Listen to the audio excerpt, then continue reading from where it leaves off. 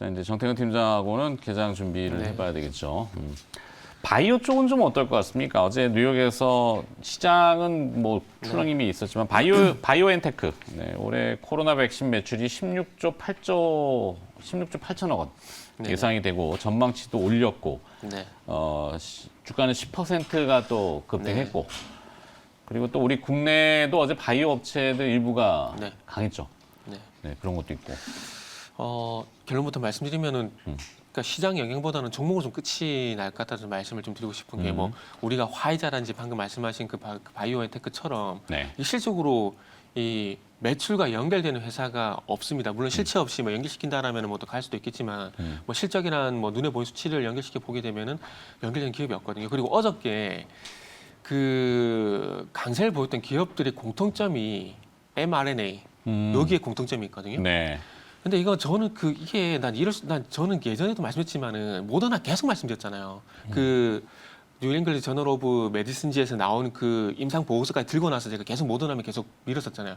그러니까 결국 mRNA 쪽으로 갈 수밖에 없는 거거든요. 네. 근데 결국 저도 이렇게 될 줄 알았어요. 근데 너무 빨리 얘기하다 보니까 제가 뭔 소리 하는가 이렇게 좀 그런 얘기도 많이 들었는데 네. 그러니까 결국 mRNA 방식의 백신이 그나마 지금 변이 바이러스에 제일 통용이 되다 보니까 그쪽으로 정부에서 임상 지원을 한다는 얘기 나오게 되면서 어저께 아이진이 상한가에 갔었고 그리고 관련된 에비프라든지 연관된 기업들이 강세를 보이는데 그래서 결국에는 그 관련된 기업들만 그들의 잔치로 끝나지 않을까 좀 생각이 좀 들고요. 그리고 오늘 주제는 코스피 3,200 돌파인데 그건 좀 이따가 네. 다시 여쭤볼 거고 바이오를 마무리 줘야 되는데 네. 지금 월스트리트 저널에 노바백스 얘기가 좀 떴거든요. 네네. 코비드 19 백신의 개발에 이제 이게 네네. EU와 US 긴급 사용 신청이 일정이 변경이 됐어요. 딜레이가 됐는데 기존에 6월 말에서 신규 9월 말로 네네. 이유를 보니까 원재료가 지금 부족하대요. 머티리얼이. 그쵸. 네. 예.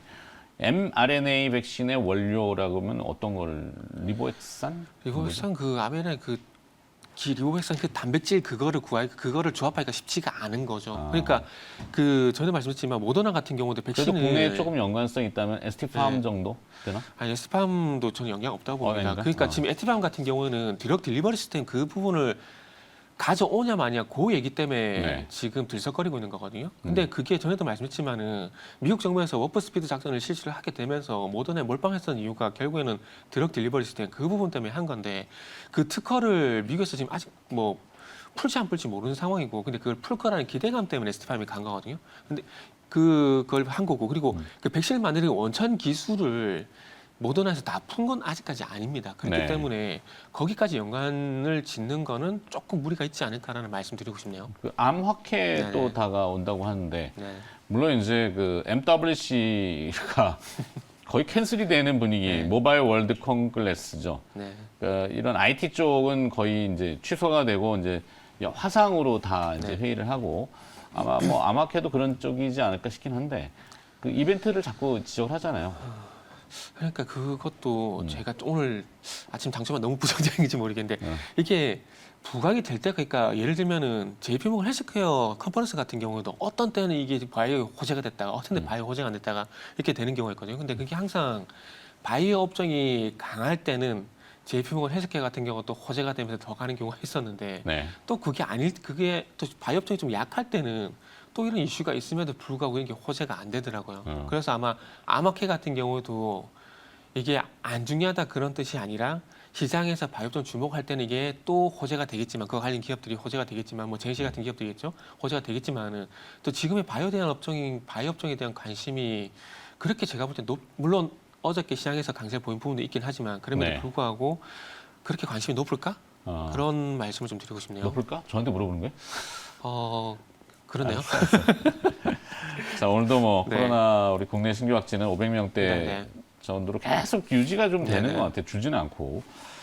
자, 그래서 오늘 시장 이렇게 준비하는데 네. 코스피 3,200포인트 돌파 어제 네. 했죠. 3,250. 오늘 미국 증시의 영향이 클까?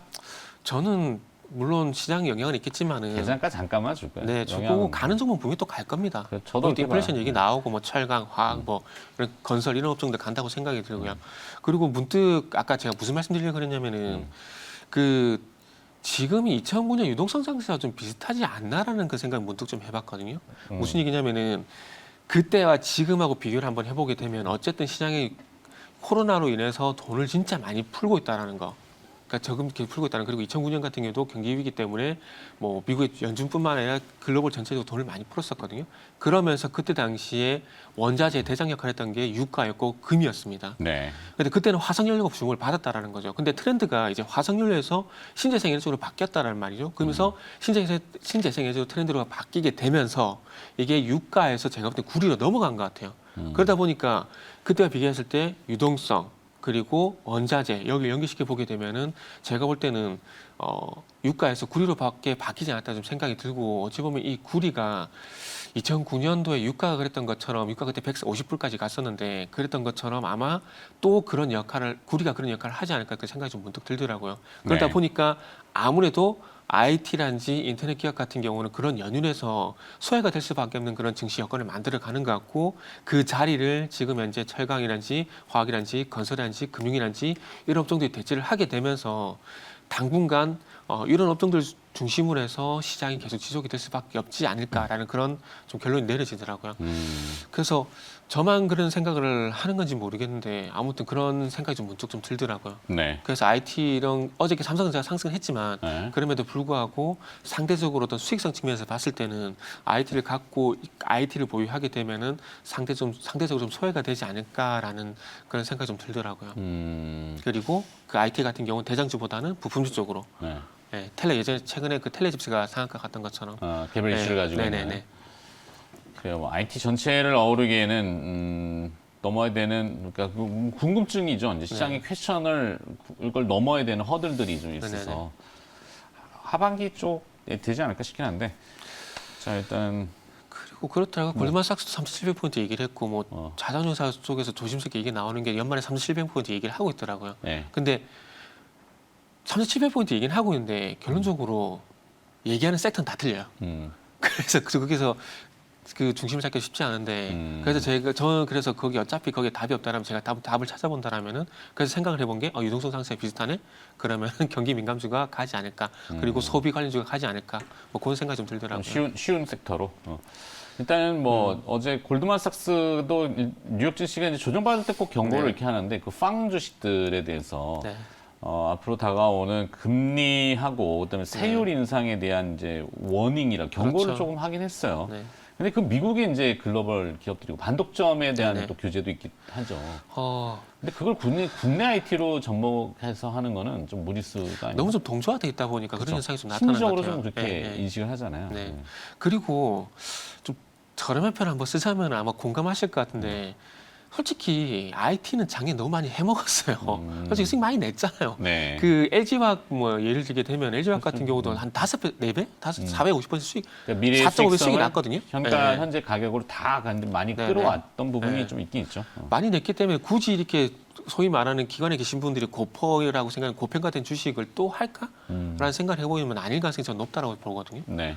그래서 아마 이 서두에 말씀드렸듯이 이미 해먹은 종목을 또 할까라는 생각이 들고, 그리고 그 신선한 걸 찾다 보니까 소비재 쪽이 좀 쉽다. 그렇죠. 그리고 소위 말하는 또 저평가잖아요, 그쪽이. 그리고 또 말씀드리고 싶은 부분이, 만약에 그런 게 있잖아요. 우리가 투자를 한 이유는 투입되는 비용 대비 더 많은 수익이 발생될 것 같으면 무조건 합니다. 네. 근데 지금 IT가 작년이 그렇거든요.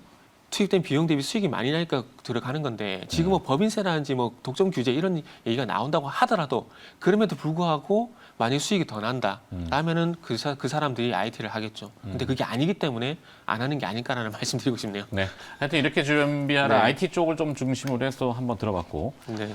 저 관심 리스트 봐야 되겠습니다. 관심 리스트하고 또 레포트.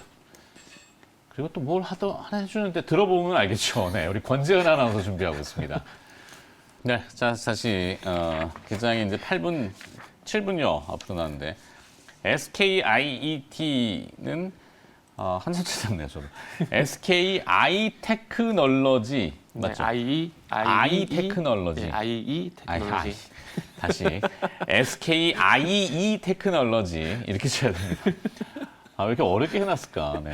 표준 코드 번호가 361610. 네. 숫자로는 361610. 네. 맞죠? 네. 한참 찾았네. 네. 자, 하여튼 호가는 지금 뭐 네. 따상에 200만 주가 쌓이고 있는데 일단은 뭐 드로와로 유인하는 것 같은데 이건 일단은- 따라가봐야 사실 네.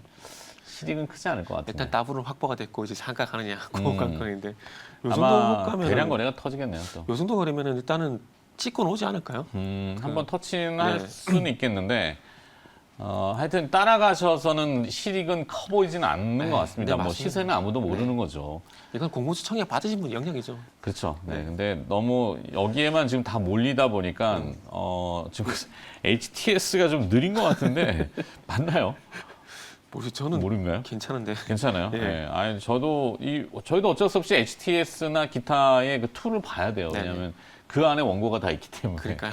네, 시세를 저희는 봐야지. 실시간이잖아요. 네, 시세를 봐야지 뭘 얘기를 하니까. 하여튼 조금 딜레이 같긴 한데 뭐 별 영향은 없는 것 같고. 자, 이제 두 번째 이렇게 준비하라. 네. 외국인 투자자들이 어제 수급적으로는 조금 슬쩍 들어왔어요. 네. 우리가 어제 개장 초반에 예상을 이렇게 했거든요. 원화 강세와 네. 또 재정거래, 차익거래 여러 가지 정황들이 외국인들로 하여금 주식을 조금 담을 수 있는, 물론 주식만 담는 건 네. 아니고 KP몰 그래서 채권, 국채도 담고, 국채 먼저 담았어요. 역대 최대라 그러더라고요. 네, 많이 담았어요. 그러니까 왜 담고 있는지는 잘 생각해 봐야 됩니다. 그러니까 시장을 들여다볼 때는 뭐 뉴욕 증시가 조정받아가지고 뭐 어떻고 저떻고 뭐 이렇게 하지만 그건 우리 계장가에 잠깐 영향 주는 거고 그 이후에 본질로 흘러가는 것들은 다르단 말이죠. 그렇죠. 저는 그렇게 봐요. 그래서 오늘도 사실 외국인이 초반에부터 저는 살 거라고 보는데 네. 어떻게 생각하세요? 살 것 같습니다. 살 것 같은데. 음. 근데 결국 중요한 건 그 사는 종목만 보시면 될 것 같아요. 네. 그 시장 전체적으로는 그동안 매도를 했다고 하더라도 그 사는 종목은 빤했었거든요. 결국 실적 중심으로 된 종목을 샀었는데 아까 전에 제가 2009년 유동성 장세에 좀 비슷하다고 좀 말씀드렸잖아요. 그래서 그때 당시 차화정, 자동차, 화학, 정유가 갔었는데 그래서 저도 차 원자재가 가지 않을까라는 생각을 좀 조심스럽게 하고 있습니다. 그래서 어찌 보면은 자동차 어쨌든 그 그린 뉴딜 해가지고 300만 대 정도 자동차, 전기차를 늘린다고 그게 보게 되면은 그 수혜를 보면은 전기차, 자동차를 현대차가 볼 수밖에 없을 것 같고요. 그 어저께 우연찮게 그 현대차 매장 지나가다 아이오닉 5를 봤는데 네. 생각보다 사이버텍하게 이쁘긴 하더라고요. 그래서 음. 저는 개인적으로 EV6가 여성분한테 인기가 많을 거라 생각했는데 아이오닉 5가 더 인기가 많더라고요. 투박하지만 네. 뭐 여성분, 아니 뭐 사람들의 그 감각적인 것들은 다 다른 것 같아요. 그러니까 디자인은 아무래도 여성분이 좀 민감하다 보니까 네, 좀 네, 주위에 네. 많이 물어보는데 아이오닉 5 되게 좋게 평가를 하더라고요. 그러니까 그래서 성능까지 디자인도 좋고 성능까지 받쳐주게 되면은 예상외로 참 잘 팔리겠다 그런 생각이 차량용 들더라고요. 반도체만 네. 조금 어떻게 숨통이 튀면은 이제 네. 양산을 계속 해내고 그러면은 바로 판매 실적과 그렇죠. 직관이 될 수 있는데 네. 그죠? 그 중국에서도 뭐 19전 공격적으로 출시한다 그러니까 그 효과가 많이 반영이 되면은 자동차 좋을 것 같고 그리고 원자재 쪽 보게 되면은 네. 뭐 철강이라든지 이쪽을 볼 수밖에 없을 것 같아요. 그래서 문득 생각을 해본 게 차화정이었다면 차 원자재 이쪽으로 봐야 되니까 생각이 들었는데 의외로 금융주는 어때요? 어제 금융주 증권주가 전반적으로- 올라간 네네. 이유는 여러 가지 이유가 있지만 외국인들 네. 수급도 분명히 있는 것 같고 통상적으로는 은행주를 많이 사는데 그렇죠. 증권주를 좀 담고 있다라는 것도 그 이례적이다. 실적 때문이지 않을까요? 실적도 좋고 네. 그렇죠. 근데 그 실적이 그러니까 1분기 단발성으로 끝이 나면 저는 의미가 없다고 생각이 좀 들거든요. 근데 이게 네. 2분기, 3분기 좀 지속이 될까라는 측면에서 보게 되면 1분기 실적이 어쨌든 그 브로커리 수익, 그 일평균 거래대금이 상당히 많이 늘어나게 되면서 수익이 났거든요. 근데 지금 월 평균 거래대금을 보게 되면 1월 달을 정점으로 해서 1월 달 27조를 정점에서 계속 하락을 하고 있단 말입니다. 그렇다면은 이게 또 어찌 보면은 이번에 실적 때문에 좋게 11월 달부터 증권주도 11월 달부터 지금 최근까지 많이 올라왔거든요. 네. 그래서 여기서 더 가기 위해서는 거래대금이 늘어나게 되면서 브로커의 수익이 늘어나게 되면서 실적이 더 좋아져야 되는데 2분기는 주춤할 수밖에 없을 것 같아요. 계속 감소를 하다 보니까. 그러면은 이 브로커의 수익을 늘리기 위한 어떤 상품이 과연 있을까라는 생각을 해보게 되면은 증권사들이 이 가상화폐라든지 대체 자산 쪽으로 어떤 거래 대금이 늘어나지 않, 거래 대금 수익을 가질 수 있는 그런 포지션이 없다라면은 좀 힘들지 않을까 생각을 하고 있습니다. 근데 그렇게 생각한 이유가 우리가 한번 잘 생각해 보자고요. 증권주가 잘 나갔을 때 당시에 뭐가 있었는지를 보게 되면 자, 2005년부터 2007년까지 보시게 되면 그때 당시에 펀드가 150조까지 팔렸어요. 네. 그러면서 증권주가 거의 뭐 날아갔었거든요. 그리고 난 다음에 증시 꺾이게 되면서 같이 꺾였었다가 2010년이 되게 되면서 대형 증권사 중심으로 삼성, 미래, 대우, 그리고 지금은 NH로 바뀌었지만 우리투자증권 요 4개 증권사 상당히 잘 갔습니다. 근데 자문형 랩이 있었거든요. 또 거기에 15조 가량 자금이 들어가게 되면서 그 대형 증권사 중심으로 해서 상승을 있었는데 그 이후부터는 제가 볼 때는 증권주들이 헤매고 있다고 생각을 하고 있습니다. 네. 근데 그렇게 생각하는 이유는 방금 말씀드렸듯이 이 캐시카우 역할을 할 수 있는 주 매출 포인트 이게 없다 보니까 그런 현상이 발생되는데 그래서 뭐 거래대금이 27조를 넘어서 35조, 50조 가는 게 아니라면은 아마 증권주도 시장 상승할 때마다 뭐 단발성으로 반등은 나오겠지만 이게 추세적으로 가는 건 좀 어렵지 않을까라는 저는 그런 의견도 뭐 저도 제 의견이 있으니까요. 제 의견 좀 말씀을 좀 드리고 싶네요. 네. 네. 그래서 어찌 보면 증권주보다는 말씀하신 KB금융 같은 금융주가 더 낫지 않을까. 뭐 그런 생각이 좀 드네요. 자, 정리를 또 하자면은 네. 외국인이 산다와 네. 외국인이 샀다와 네. 외국인이 살 거다와는 달라요. 그죠? 네. 자, 외국인이 샀다는 다 안다. 예. 이건 어제 샀잖아요. 네. 네. 그다음에 산다는 이제 개장해봐야지 진행형이니까. 네. 그러면 산다와 살 거다. 네. 이거 두 개는 어떻게? 그죠. 윌이라고 앞으로 가정. 예. 더 살 거다. 전 산다고 봅니다. 오케이. 산다고 보고요. 그리고 어제 샀던 업종들, 어제 샀던 종목들 계속 산다라고 봐시면 그 중에 저는 이제 생각하고 금융 있습니다. 섹터가 좀 들어있을 네. 가능성이 높고, 그다음에 이제 소비 네. 원자재, 소비 관련주 네. 쉬운 것들을 외국인은 살 거다. 우리는 그거를 약간 카피해봐도 네. 되겠다. 이렇게. 그러니까 이렇게 생각한 이유도 아까도 말씀드렸지만 비용 대비 효율이거든요. 네. 비용 대비 수익이 많이 나면 그쪽으로 갈 것 같아요. 그런데 외국인들은 철저하게 이 투자 지표 쪽으로 가잖아요. 퍼라든지 아니 PSR이라든지 이쪽으로 가게 돼 있는데 그 지표를 보게 되면은 저평가돼 있는 쪽이 소비 쪽이 제일 유일하다고 저는 봐집니다. 그래서 소비 같은 경우도 뭐 더현대 서울 예전에 뭐 현대백화점 그 소개시켜 드렸듯이 그리고 네, 유통지- 계장가 보고 다시 네. 얘기할게요. 네. 자,